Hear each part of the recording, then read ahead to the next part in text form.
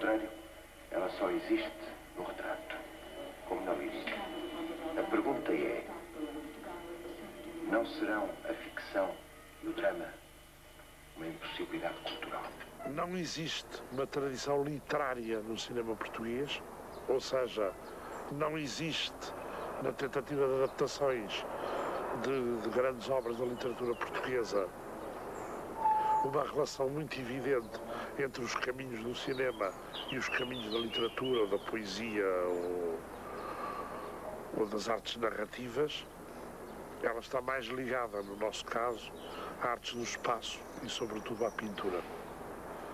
Há uma passagem que eu cito muitas vezes no Ninguém Duas Vezes, do Jorge Silva Melo, em que ele fala, a propósito da pintura romântica do Columbano e Silva Porto, eu não estou certo que ele opõe, falando dos retratos, citando até o Pascoais, e falando dessa pintura como de retratos de ausência. Eu penso que são, sobretudo, digamos, esses retratos de ausência que ficaram no cinema português. É Pascoais que diz que os retratos de António Carneiro são retratos mais de ausência. In dem Hinterraum. Siehst du? Es ist Hanna. Pode voltar atrás. Se formos ver os grandes movimentos literários deste século em Portugal, contemporâneos do cinema, já não falamos do futurismo, etc. Quer dizer, não há expressão disso no cinema dos anos 10, 20.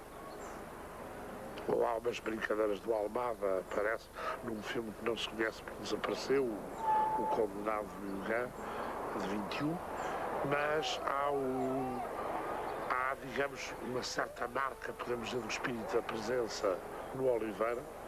Quer dizer, o Oliveira é um homem muito marcado por essa geração, a geração da presença, pelo Régio, Casais, etc. Sobretudo pelo Régio, há uma fortíssima influência, não só a que é evidente nas obras do Régio que ele adaptou ao cinema, mas como de todo o pensamento estético do Régio e de toda o que podemos chamar a filosofia estética do Régio na obra dele. Digamos que há quase os mesmos temas no Régio ou no Oliveira. O neorrealismo é um movimento que não tem praticamente tradução cinematográfica nos filmes portugueses. Há umas tentativas, o Manuel Guimarães primeiro, mais tarde o Ernesto Sousa, etc., mas estão muito afastadas do que de mais interessante se fez no neorrealismo português.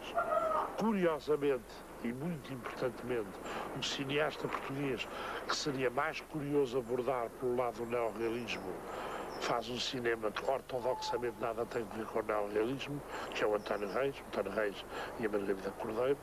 Quer dizer, é impossível compreender o cinema do António Reis e da Margarida Cordeiro sem pensar em tudo o que eles foram colher, sobretudo o António Reis, ao neorrealismo, como base de formação, aos poemas do António Reis, etc. E a partir daí, digamos, é essa espécie de respeito total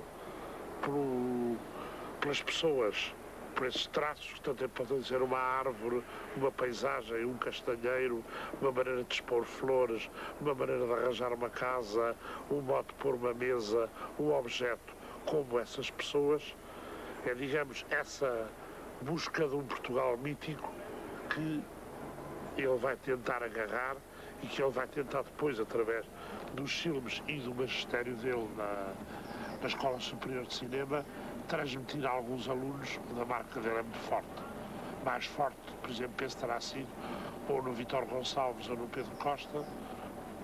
No Pedro Costa, muito sensivelmente, o caso da Casa de Lava é um filme nitidamente onde a presença do Reis se sente muito fortemente e se sente todo o modo de olhar que vem desse tipo de cinema, como está também muito na Rapariga no Verão do Vítor Gonçalves.